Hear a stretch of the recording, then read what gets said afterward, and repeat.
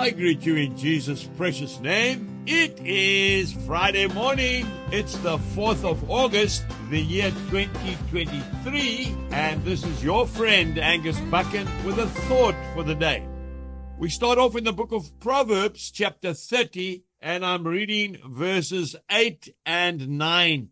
Remove falsehood and lies far from me. Give me neither poverty nor riches. Feed me with the food allotted to me, lest I be full and deny you and say, who is the Lord? Or lest I be poor and steal and profane the name of my God. And then we go straight to the book of Matthew chapter 8 and verse 20. And Jesus said to him, foxes have holes, and birds of the air have nests, but the Son of Man has nowhere to lay his head.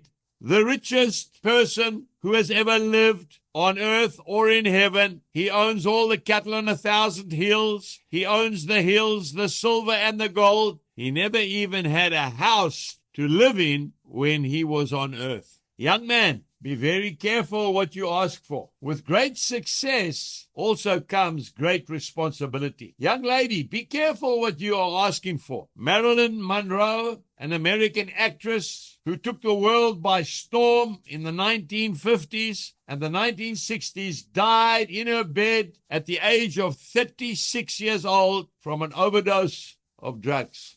Solomon, the richest man who has ever lived, they've worked it out. He owned more money than Bill Gates or any of the rest of them, if you work it out from the money he had in those days. And yet he said in the book of Ecclesiastes, chapter 5 and verse 10, he who loves silver will not be satisfied with silver, nor he who loves abundance with increase. This also is vanity. We must be very careful what we ask for. I know some very wealthy and successful people, and they are generous beyond measure.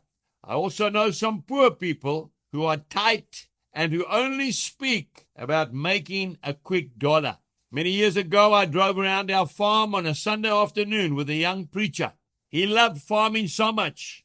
And yet he said to me, I think he had a few tears in his eyes. He said, Angus, I would love to farm more than anything else. And God knew that. And he knew that if he'd given me a farm, I would have forgotten him. I want to say to you today, godliness with contentment is great gain. 1 Timothy chapter 6 and verse 6. Jesus bless you and have a lovely day.